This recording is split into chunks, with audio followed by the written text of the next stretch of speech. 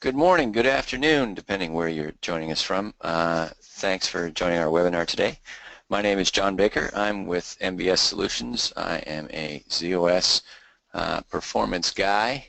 Joining me is my friend and colleague, Claire Cates. Claire is a distinguished developer with the SAS Institute. She's been with SAS for over 32 years. She specializes in performance and memory management. Certainly forgotten more about that than most of us will ever need to know.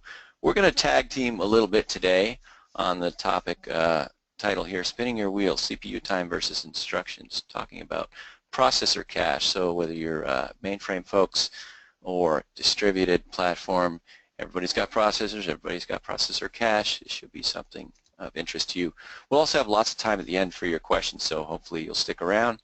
We'll be happy to take time for that. So moving on, short agenda today. First of all, the question why, why even talk about this? Why is my application system so slow comparing memory versus CPU? Fundamentals of a memory cache, what are the different layouts across platforms? And finally, I want to talk a little bit about what can we do about it. There are a vast number of metrics available today on different systems about how to measure the various statistics from your processor cache, but really what practical actions can you take to improve that? And then, of course, again, time at the end for QA. So here's some perspective. I was around for these. I'm not sure how many of you watching get a chuckle out of this. Doesn't seem all that long ago, actually, but compared what we might call memory density in this case. If you look at the old 3380 system, what I've got is 20 gigabytes versus storage there. Now, even on the picture on the right is even a little bit dated by today's standards. Micro SD cards of 32 gig. It's certainly very easy to have 100 gig or more on a simple card weighing nothing and costing next to nothing as well. So obviously there's been a big change in the density of memory. That is the amount of data that we can store within a physical amount of space. So why should I care about that? If memory is cheap, it's plentiful, thinking about the latest IBM Z13, you can have up to 10 terabytes of random access memory, what we traditionally call RAM, electronic memory. CPUs are obviously fast and continue to do so, 5 billion cycles per second. I mean, a staggering number. And of course, when we measure things, we're generally concerned about CPU time. What CPU is our applications using, and what can we do to improve that time, delay time to access the CPU? Well, here's one of the reasons you might care. Comparing a couple of slides ago, the density of memory from days gone by to today, certainly memory is more plentiful. You can get a lot of it in a smaller space, but what about the performance? We're talking about the actual time to access memory for the processor. When you compare the great increases in processor speed, how much faster they've become compared to the speed of the memory, and that is, how long does it take to actually access the data in that memory? Whether I've got a kilobyte or a terabyte of memory, certainly I can have more of it, but if it's taking me a long time to access that, and at the same time the CPU is getting faster and faster, well, you end up with your CPU waiting, spending a lot of time waiting, and that's not really productive. We'll talk more about that in detail, but start thinking about wait time, not in terms of absolute seconds, but say in terms of clock cycles, and compare that to the number of clock cycles that a CPU can do compared to the number of cycles that are wasted waiting to access memory. So here's another perspective. Okay, so I've got my level 1, level 2, level 3, depending on your architecture, maybe a level 4 in main memory. This is the processor cache that we're talking about. And this gives you some perspective, of course, a little bit funny, but if you think about it, where you need to go to get your next instruction or the data for that instruction or both can have a large impact on how long it takes to get your work done, even though you might have a very fast processor. So in this simple example here, kind of comparing to the various levels of cache on the left. If your next instruction is very close, happens to be in your level 1 cache, that's very much like being right beside where you are at the bottom of the screen. It's not going to take very long to fetch that instruction. However, if it's all the way across the field there, all the way across the parking lot, even though we are moving at machine speed, again, a large number of processor cycles can be wasted waiting to go fetch that. So kind of think about it in that way. Another perspective, of course, and this hasn't changed over the years, and the old joke is, well, if a 2 gigahertz processor is waiting for an instruction to be fetched and a 5 gigahertz processor is waiting for an instruction to be fetched, which processor waits faster? Of course, all CPUs wait at the same speed. But another way to look at that is you could say that the 5 gigahertz processor, the faster processor, is actually more wasteful, because the faster processor is able to do more clock cycles in the same amount of time. So that's more potential work that's wasted with a faster processor than with a slower processor if you're waiting to fetch an instruction. Now also think about this perspective. So you're in a cab. This is just like your application has been dispatched. So you've been dispatched onto the processor, so you're running. You're accumulating CPU time, if you will, just as if as soon as you jump in the cab, the meter starts running. But if you're, again, waiting for instructions or data to be fetched out of processor cache or main memory, that meter's still running. That CPU time is still accumulating, even though you're not actually doing productive work. Now, certainly these are very small numbers when you talk about the speed of the machine, but again, if you don't think about it in seconds, but think about it in lost productive work, number of cycles that are being wasted waiting for the data to be fetched. Now, if you look at this in the IBM mainframe kind of schema, we can see we've had great gains over the years. You see the big jump in the middle of the screen there. That was when the Z10 machine came along, 50% increase, then 33%, 26%, and finally with the Z13 only a 12% increase. The point here is, and this is a little bit of a side topic, but you hear all this talk about Moore's Law potentially slowing down, coming to an end. You know, I'm certainly not qualified to make that declaration, but there are certainly signs that the rate of increase is decreasing. That is to say that we can no longer just rely on getting a faster and faster processor all the time. I think the other areas of the system are becoming more and more important, and in particular processor cache, as we're talking about today. Even though the CPUs rather are getting faster, the processor caches are not. So consider this as well. Now I'm going to pass the ball over to Claire, and she's going to talk to you a little bit about some of the memory cache terms. Okay, my name is Claire, and yes, I'm going to talk to you about memory cache. First off, as John said, you know, the CPU is getting faster and faster, or has been, and the discrepancy between accessing memory and CPU has grown. So what did hardware vendors decide to do? Well, yes, is there fast memory? Yes, there is, but it's extremely expensive. And so what the hardware vendors decided to do was start putting caches that use this faster memory close to the CPU and try to put data in the cache that would be used often. So it's a memory cache is a section of the memory that is closer to the CPU. And it's supposed to store frequently used memory. But the two main design assumptions for the cache that hardware vendors put in was that data that is accessed once will more than likely be accessed again. So it goes from instructions to data. When you're doing heavy-duty analysis on data, you typically use the same data again and again. And the second assumption is that memory that is accessed once, or you typically tend to access the memory in a sequential order.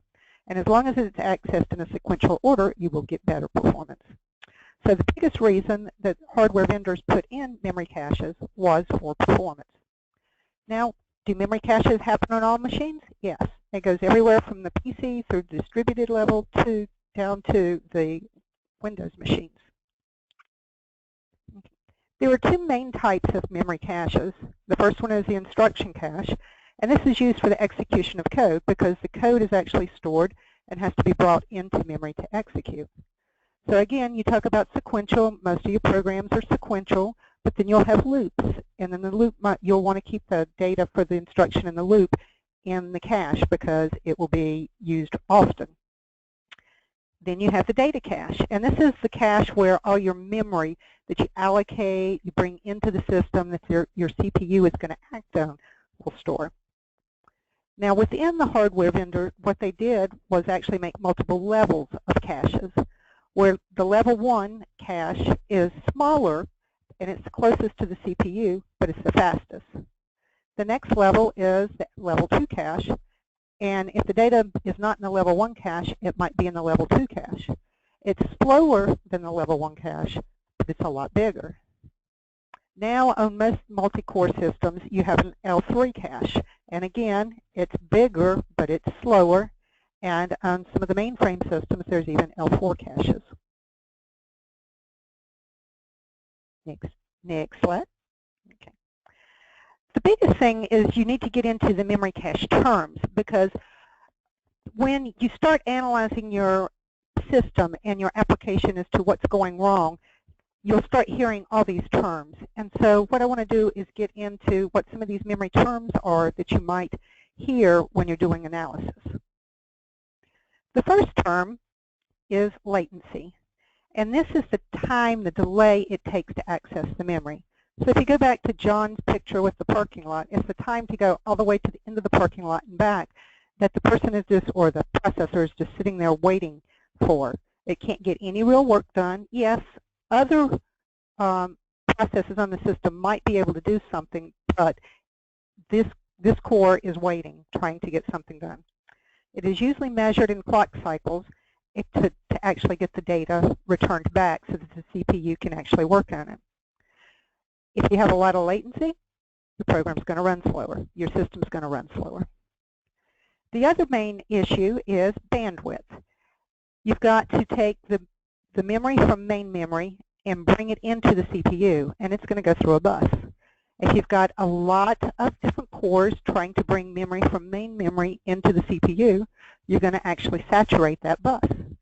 And if you saturate it, then you're going to have more latency because only so much can go through. So you get into a system or you get into, basically you get to where you have to wait to even get through the bus. Now, a cache, if you actually want a piece of memory, say you're just looking for an 8-byte pointer that you've got in memory and you want to read it in. How does a system do this? Well, it does it into a cache line. You won't get just the 8 bytes. You will get what they call a cache line. On the distributed systems where I come from, this is typically 64 bytes long. On COS, some of the times it's 256 bytes.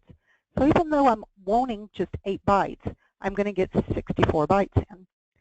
Because this is one of the design assumptions, memory that's used, the memory near it is more than likely going to be used. Plus, the caches can be stored and bring in larger chunks of memory and not have, so when you're looking, or when the CPU is looking to see if the memory is in the cache, it doesn't have to do as much searches. It just knows that it's within this 64-byte or 256-byte block. So you need to know what the cache line is. Now, if the CPU is looking for memory, it'll first look to see if the memory or the cache line is in the L1 cache. If it is, it's called a cache hit. If it's not, it's called a cache miss. And you will see these terms a lot when you're actually looking to try to find out why your cache is causing the memory performance problem. Now, if it's not in the L1 cache, it will then look into the L2, the L3, and then go to main memory.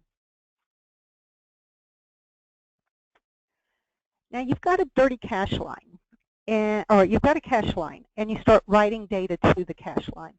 If you actually write data to the cache line, you change the value, increment a counter or something, value eventually has to get written back to main memory. Until it is mapped back into main memory, this cache line is dirty, which means the main memory and the cache, or the real value, do not match. The system will actually decide when to do the write-back, and this is the write-back policy. Most of the time, your system, your CPU, is going to be stalling for other things, and the processor can write the data back. So if you're doing an I/O, you're waiting on an I/O, the processor might go and do some write-backs and put the dirty cache lines back into main memory. The real problem comes in when you have multiple processes or threads running on a system. And these threads actually share cache lines, because then you get into the term of cache coherence, where, say, you've got a block of memory that multiple threads are actually sharing. If one thread actually puts a write and updates the data, it becomes a dirty cache line. It not only becomes dirty for that CPU, but it becomes unclean for the other ones. Go on to the next slide. It's the best. It's got a picture. So in this case, you can see you've got 4 CPUs, and the very first one actually changes the cache line, but it's dirty in the other ones. So when the other CPUs need to access that memory, it's got to wait until this cache is actually propagated up and back down. So it is a potential where this could be actually a problem, because you've got the latency to wait for your cache, even though it's your memory, even though it's in the cache, it's not valid, so it has to be updated. The next terms we have that you will hear are evicted. And what happens is, you've got your level 1 cache, and on most of the systems that I work on, it's about 32K. It's going to fill up, and it's going to fill up quickly. So when it fills up, something's got to be evicted, and it's going to be kicked out of the cache. And the new piece of memory or the new cache line will be put in. Most of the time, the replacement policy, what is going to be evicted, is the least recently used, and that's the most common one. The next terms we have are memory on all our systems is now virtualized. Main memory is brought in large blocks, and these are called page sizes. Typically, at least on my systems, they're around 4K. The pages, you will then have a page table, and the page table will be the translation to take the virtual address to the physical address so that it can find it. This place and this mapping is another area that you can have memory performance problems. When they do the mapping, it gets into the translation look-aside buffer. So it is basically the TLB, which you will hear if you look at statistic or the processor counters and stuff, you might see the TLB misses. What the TLB is basically a cache to the page table. So pages that are used often, the mapping will actually be stored in the TLB. So if you see a lot of TLB misses, then you've got a lot of random access going on in your program, and the pages aren't in memory, or the relocation needs to be recalculated again. And then the final term I have is prefetching. And a lot of the new processors will actually have prefetching that you can turn on and off. And what prefetching will do is assume that either instructions or data, they guess that this data or instruction set might be used, and they'll actually prefetch it into the cache. And when prefetching works, it works great, because you're going along, you're going through an array, and it's bringing the cache lines in before you need it. So when the CPU actually needs it, the data is actually in the cache line. The problem comes about is when it guesses wrong. So if the CPU thinks that the next data that's going to be accessed is this cache line and it's never used, what you've done is evicted good data possibly out of the cache, and other than that, you've also sent that memory through the pipeline. And so you could have bandwidth issues. So looking at prefetching is another way that you might have problems. Now I'm going to turn it back over to John, and he's going to get into a little bit more of the mainframe. Thanks, Claire. So if you look at the Z13 high-level design, this is in a lot of the IBM manuals. Basically, we've got a lot of real estate here if you're talking about memory. This basic design point goes back to actually the Z10, these multiple levels. When we had books, now we call them drawers. And what you have in this particular picture is you've got two nodes at the bottom of the screen. Each of the red areas marked PU1 through PU8, those are the actual physical cores. The level 1 and level 2 caches are physically on the core, and you can see the sizes listed there. Each 8 cores share a level 3 cache, and each node has its own level 4 cache. Now it's possible as well to access memory from a remote level 4, which would be in the same drawer, but not in the same node, or out into main memory. And when you hear about the the advertised 10 terabytes of main memory you can have, what that's referring to, the main memory at the top, if you've got 2.5 terabytes in each of a maximum of 4 drawers, that's where your 10 terabytes comes from. Now, Claire talked a little bit about how data gets in and out and the cache line sizes. In the Z13, they are larger, 256 bytes cache lines. As she mentioned, you're bringing in this entire line, and the method used mentioned LRU as well. As data is evicted, when we need more space, least recently used is common. It's done with disk. It's done with processor memory. It essentially says the data that has not been accessed recently is thrown out in order to make space for new data. And again, talking about latency, while you can look at that in time, again, we're talking here about clock cycles, and here's some estimated numbers. 1 to 10 or tens or perhaps even hundreds of clock cycles can be wasted if the data that you need is far out. You may also hear, when you talk about the Z13, the nest, you hear that term. We'll talk a little bit about that later, but this is what we're referring to. The nest in this diagram is from your level 3 and higher, level 3, level 4 in main memory, specifically referring to the processor caches that are not physically on the cores. So when you're talking about the term of relative nest intensity, you're talking about how deep and how often am I going into those levels of memory. And this is where we get the relative measurements. TLBs, as Claire talked about as well, if you're familiar with the SMF side of the world, this is what's in your CPU measurement facility. The type 113 SMF records contain all of these statistics. I think I just had a page fault. I'm going to pass back to Claire. Here we go. So he was just explaining some of the stuff on the Z-series side. This is the data from an older processor that we use, the Sandy Bridge, and so some of the latencies for accessing memory. So if you look, if you're looking at the data sequential or in-page random or full random, it only takes 4 clock cycles to get the data out of the L1 cache. To get it out of the L2 cache, it's 11 clock cycles.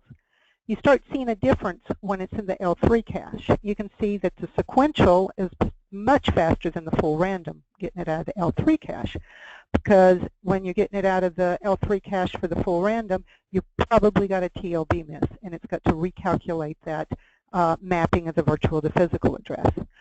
Look how much more it goes when it goes to main memory. When John sends it to the next slide, you'll actually see the graph of what happens. Next slide. Okay. So from here, you can see that if the data is in the register, it takes 0 clock cycles. If it's in the L1 cache on a 3 gigahertz processor, it can execute 3 instructions per cycle. So if it takes 4 clock cycles, we could actually have executed 12 instructions that our CPU is just sitting there waiting for. If we have to go to the L2 cache, we could have executed 44 instructions. And then if we actually are going to main memory, for 6 nanoseconds, it could have actually executed 54 instructions. But if we have to go to main memory and it has the TLB mess and then bringing the new page in, we could be waiting for 600 instructions. So you can make your application faster, you can make your system faster, but if 600% of the time that your CPU is just sitting there waiting, you're not going to be making it any faster. You've got to start worrying about, making sure that the data is in the cache that you need. Now, even making it more complicated is the new chip designs. We've had Yuma around for years, but now we're going more to Noma. And I'll get into a little bit more of this. We've got Yuma, which is the Uniform Memory Access. All the older chips had memory that was equidistant from the processors that they're working on. So if one processor wanted to get into main memory, it would go through the bus, it would access common main memory. The good thing about this was timings were consistent. You could run your same application, your same system set up again and again, and your timings would be consistent. The problem is, because the Moore's Law and the processors aren't necessarily getting faster, the hardware vendors are putting more and more and more cores on a chip. So what's happening is this memory bus is getting saturated, so your bandwidth is just getting all blown away.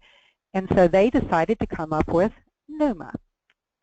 And Noma is, John was talking about the boxing, and so it's the same concept, even though I'm from the distributed side, they have the same concept on the ZOS series. With Noma, you've got memory that is local to the same node that your CPUs are running on, and there's memory on remote nodes.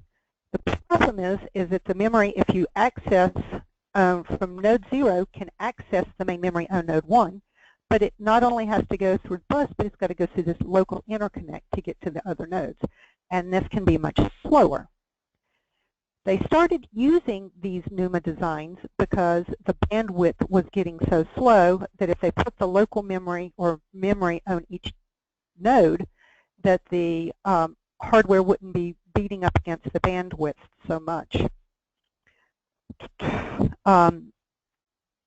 The accessing the data on your local node is much, much faster than accessing it on the remote node.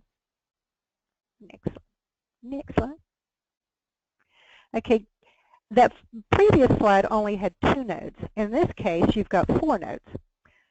If you access memory, if you're running on node 0 and you actually access the main memory on node 0, it is much faster than accessing the memory on node 1. But it could even be more, accessing it on node 1 could actually be even faster than accessing it on node 2, because depending how the chips are set up, you can actually go through multiple interconnects to try to get to the data. Also, many popular machines now have up to 8 nodes and 10 cores per node, so you can get through a lot of interconnects. And the big thing about Noma, though, is because it's non-uniform memory access, because the timing is different depending on where the memory is located, you can have inconsistent timings. We've actually seen it here when the code wasn't Noma aware, where the timings would vary as much as 40%. You run it once, and it's this amount of time to run the application. You run it again, it's 40% faster, 40% slower. You start scratching your head, and what's actually occurring is that where the memory is located is what's causing the problems.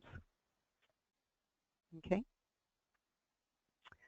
So as I said before, local memory doesn't have to go through the interconnect, and therefore it's faster.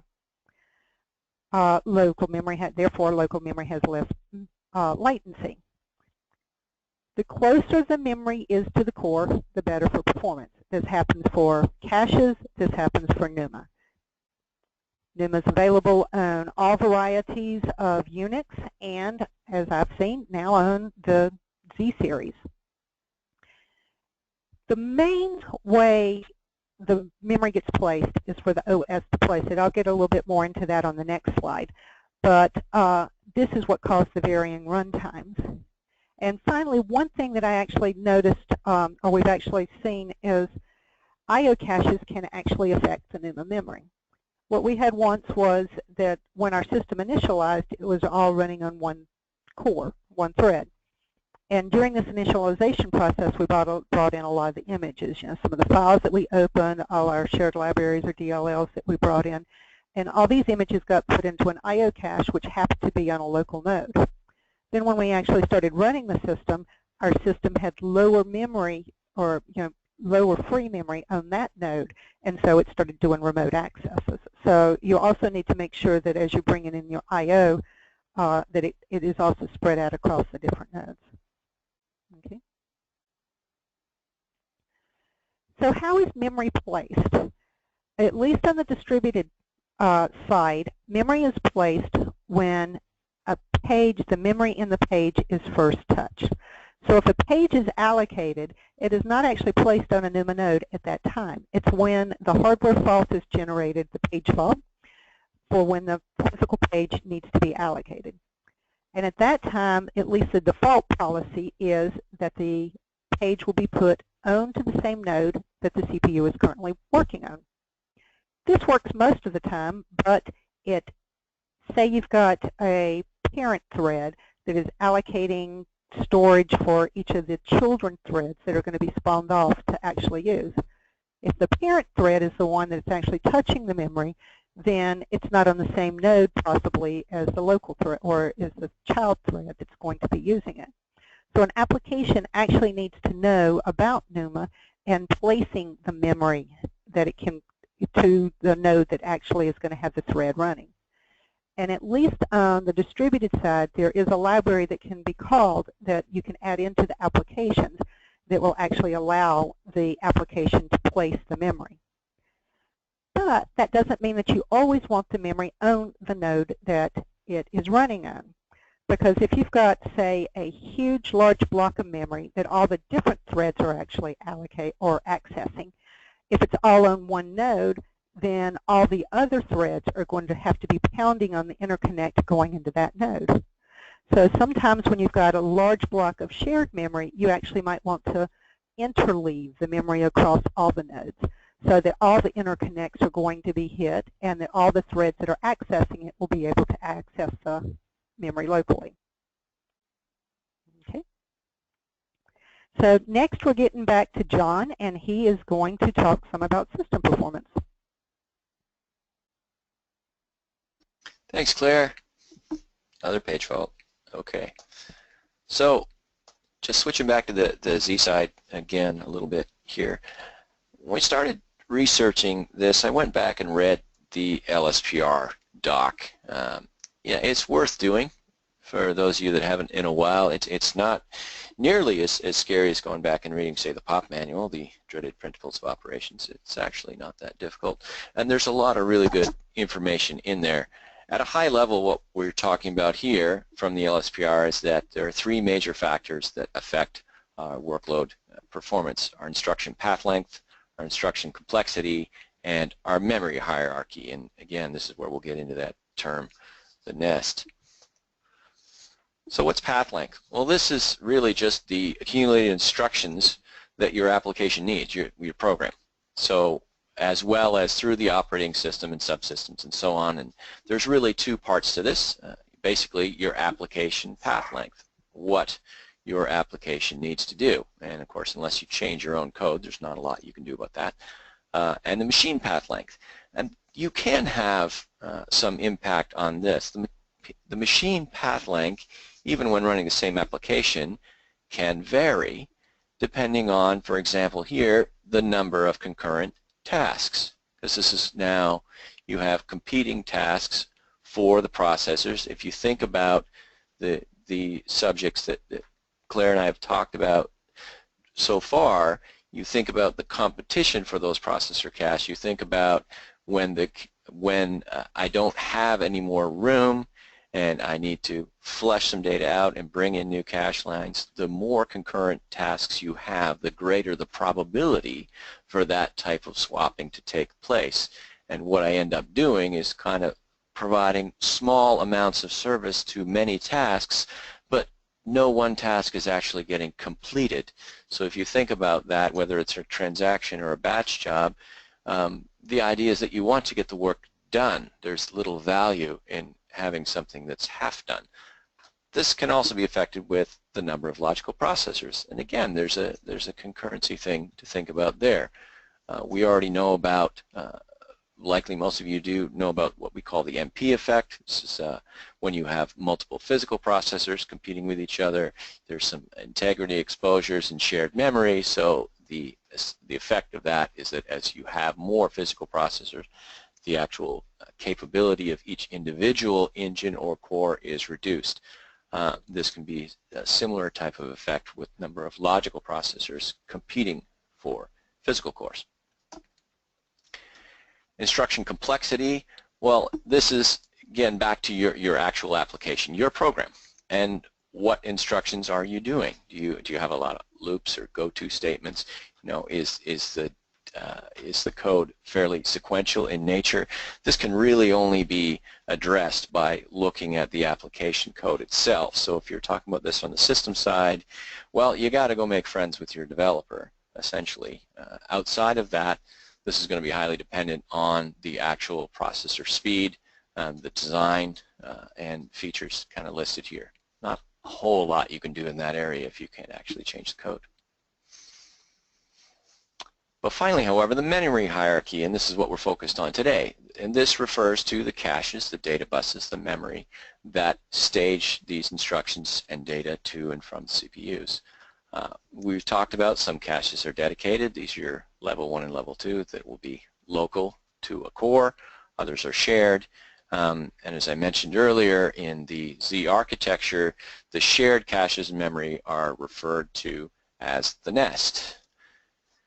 And that is this blue highlighted area here. So getting back to that diagram we showed earlier, this is your basic Z13 design with your cores at the bottom, various levels of shared cache at the top, and all of those levels of shared cache, again in the blue area, that is what we refer to as the nest. And when IBM uses the term relative nest intensity, again, this is a specific measurement, and you've got the formula at the bottom of the screen. This is right on the LSPR page. It is different for each machine because basically because of the size of the different levels of cache and the slight design differences in where they may be located. But you can kind of see what they're doing if you follow the formula at the bottom. What you have is a multiplier times level 3 times level 4 LP, that's the local. That means I'm on the same node, or the level 3 RP, that'll be remote. That means I've had to go across to another node, so you've got a higher multiplier there, and then of course the highest if I have to go out to main memory. So what this is measuring, the reason they call it intensity, is a smaller number of fetches that go deeper into the nest, and by deeper that would be level 4 and main memory, for example, can be just as impactful as a large number of references to, say, the local level 3. And essentially you're going to come up with a number, relatively small number, but what you want to do is compare those. Now, while this is also used to kind of profile your workload, there are some things that you can do about it, and that's really what I want to talk about. So again, this is right from the LSPR, and the question that I've added is, what can we control here? What these are tendencies. So when you have an application type of batch versus transactional, that tends to have a lower relative nest intensity, or RNI, than, say, transactional workloads. If you have workloads that have a lower I/O rate, they will tend to have a lower relative nest intensity. Now, let's just pause for a second. Is there anything I can do about that? Do I have to just accept these and say, well, my workload has X profile? Well, not necessarily in all cases. Take the I/O rate. Can you affect your I/O rate? Yes. You can use good old-fashioned buffers, for example. You can use the new compression cards. I'm hearing very, very good things about that. Compressing your data will reduce the number of I/Os to storage.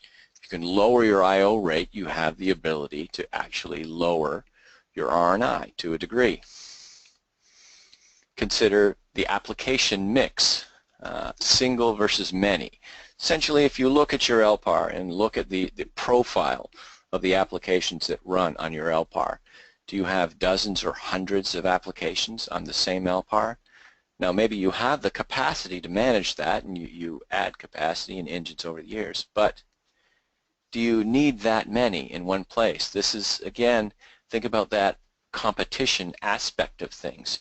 If you can reduce the number of diverse applications that are accessing the hardware, you can improve your R&I.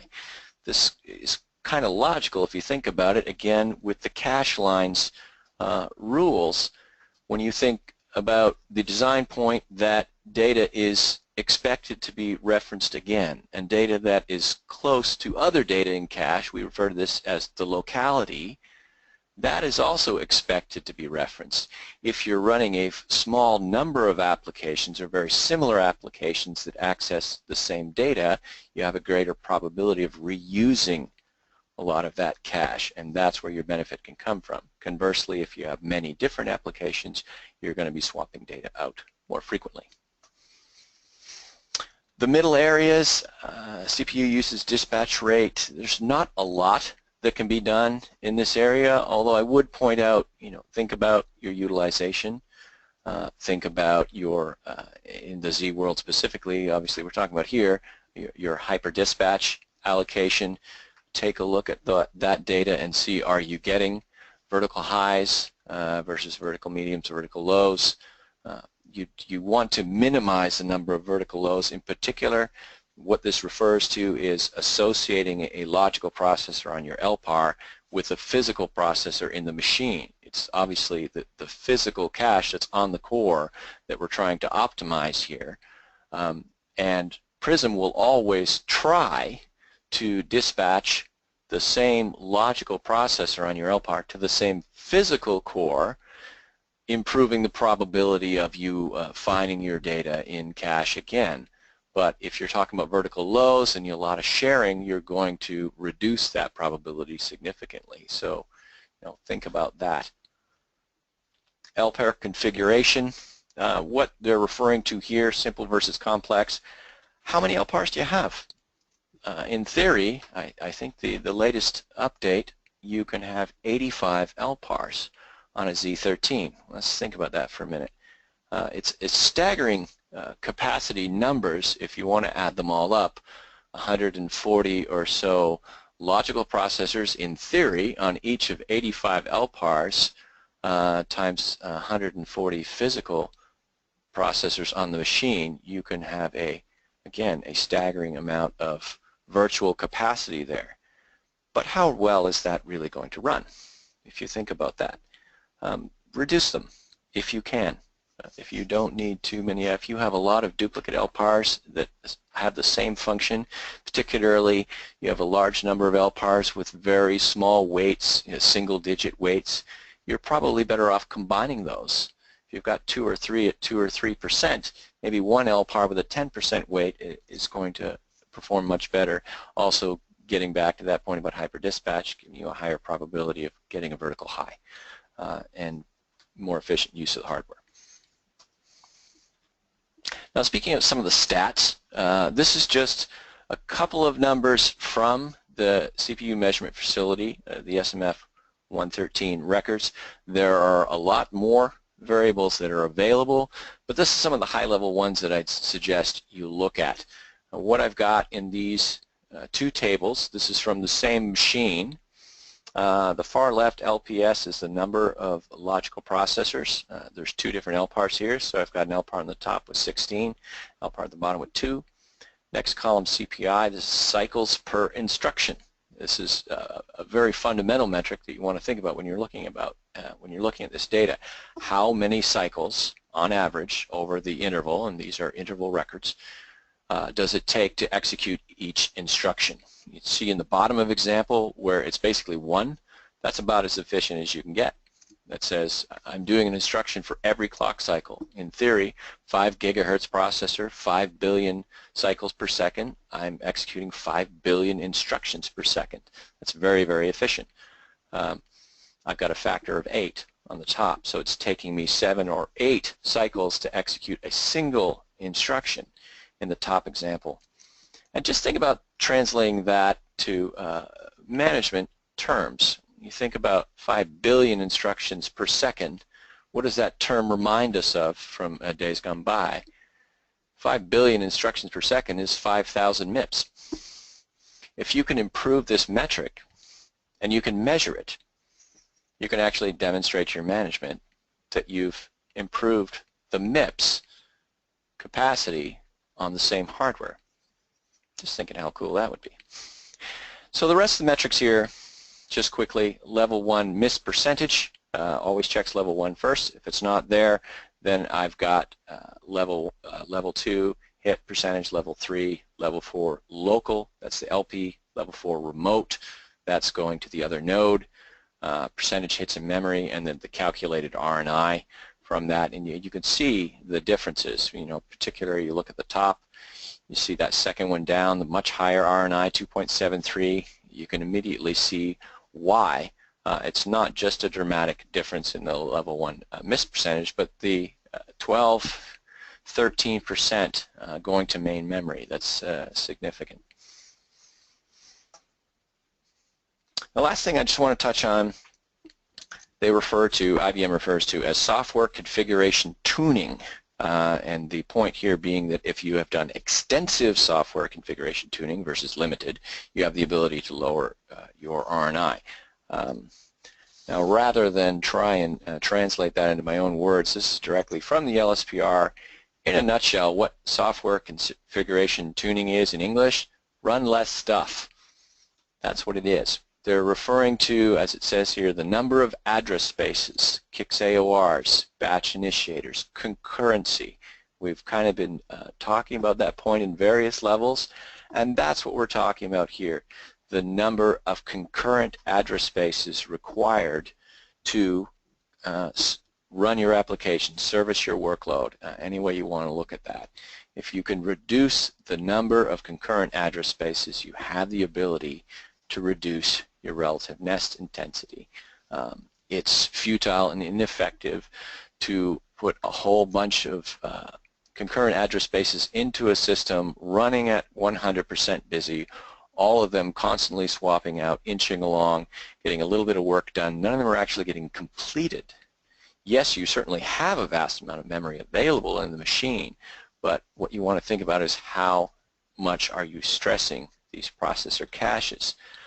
Now, never one to just automatically believe IBM or anyone else. We thought we might measure this. So we ran a benchmark on our own machine, and simple high-level process. What we did here was submitted 1,000 jobs. This is an isolated machine, isolated LPAR, nothing else running.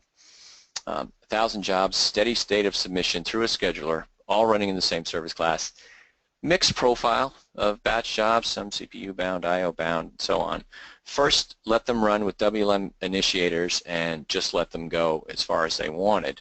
And of course what WLM will do, it continues to start more initiators. It sees the queue time building. It doesn't like that. It factors queue time in the velocity calculation, wants to address that velocity delay, so it starts more. But what you end up with across the top of the screen here is you end up with 300 concurrent address spaces and a system at 100% busy, and they're not moving very fast. And it takes, at the end there, the pink line far right, you can see it takes just about 10 hours to finish the run.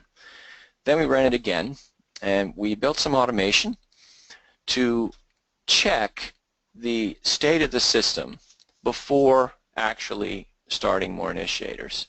In a nutshell, what we're looking at is what is the current utilization of the LPAR in the machine, what is the performance index of the service class that's running the work and going to be running the new work since they're all in one service class, and what's the CPU delay of that service class, and is it excessive? What we're trying to do is optimize the load. Think about putting cars onto the highway, but just enough so everybody's still going the speed limit. Not so much so you start getting into gridlock. And what we found, the blue line at the bottom, was the result of that is that this automation only ran about 25 concurrent initiators, got all the work done about an hour sooner. But more impressive than that is the green line. This is a measurement of jobs that were completed at the same point in time, jobs ahead of using the run from the bottom, the 25 versus 300 concurrent, halfway through, I've completed 100 jobs more. So really what we're talking about here, what's the point? Why would I have 300 concurrent address spaces when I could have 25 and finish the work faster? I think essentially this proves the point that IBM is talking about.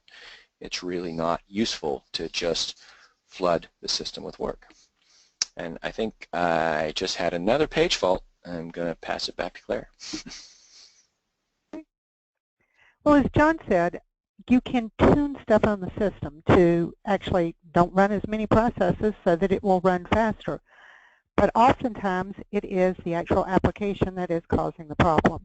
And the application may not be Noma aware or even cache aware. And it's written so that it doesn't follow the basic two constructs of a cache. Now, I do have a paper that I've presented at CMG, both one on Noma and one on caches, that go into much more detail on both Noma and memory caches, and especially on the software side, on the application side. But this presentation is more just a high-level overview. So the two design assumptions, again, for a cache is that data that's accessed once will more than likely be accessed again, and that when memory is accessed, memory near that location will be accessed. So the first problem from a application side is fetch utilization. You're bringing memory into your cache. You're bringing a cache line in.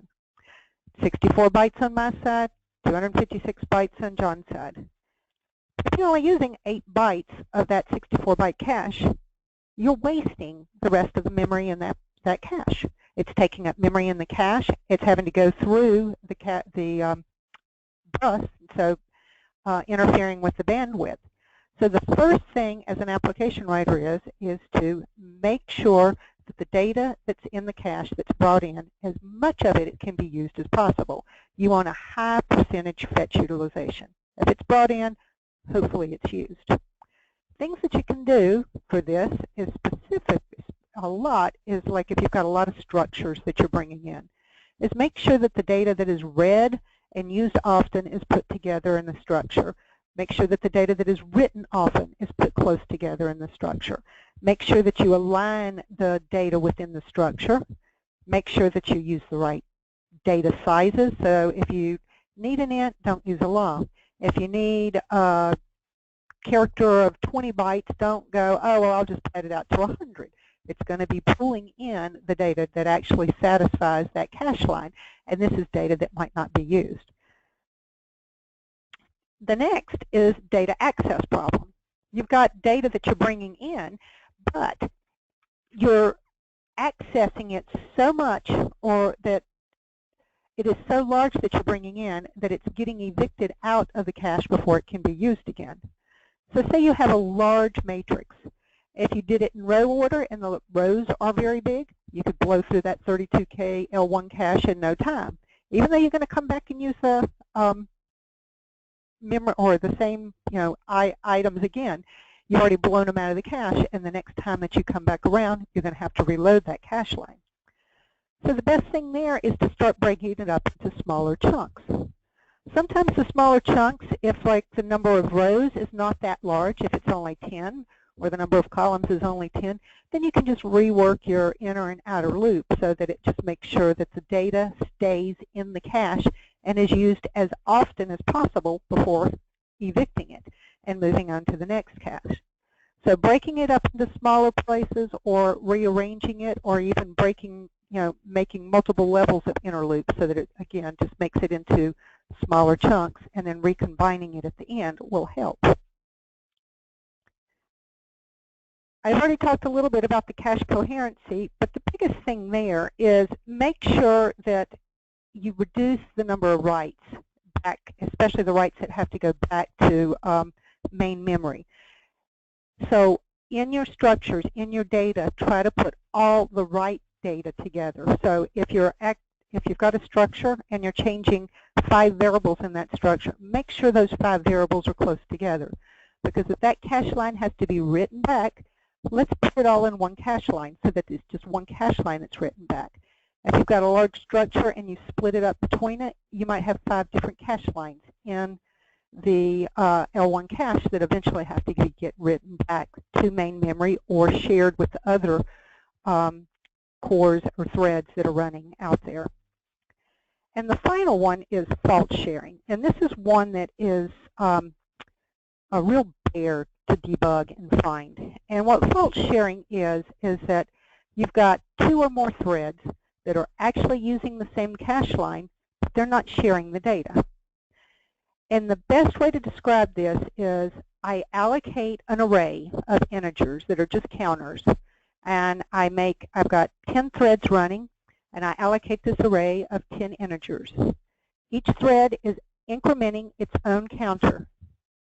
But because that array is all continuous and it's all in the same cache line, as soon as thread 1 updates its counter, it invalidates the cache line for the other threads. Even though they're not sharing the same data, there needs to be no synchronization going on. It invalidates it. And so each time a thread updates its counter, it invalidates it for all the other threads, which therefore causes a delay and latency when the data has to go back, get refreshed across the threads. It's really, really hard to find. What we have found, especially when you allocate arrays based on number of threads, is to make sure that any structures you're using that are allocated this way are padded out to at least a cache line so that the 2 ending portions of the structure don't overlap and cause fault sharing.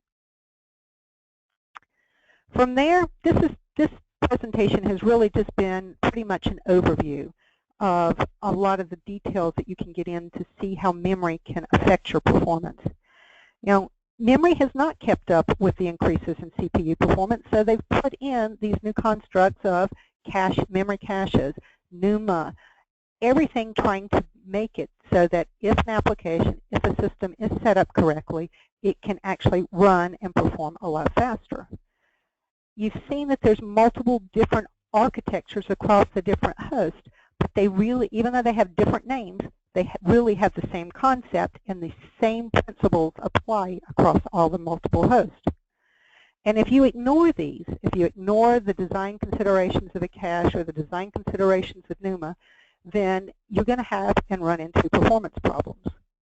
So make sure your system admins and your developers are up to speed on it.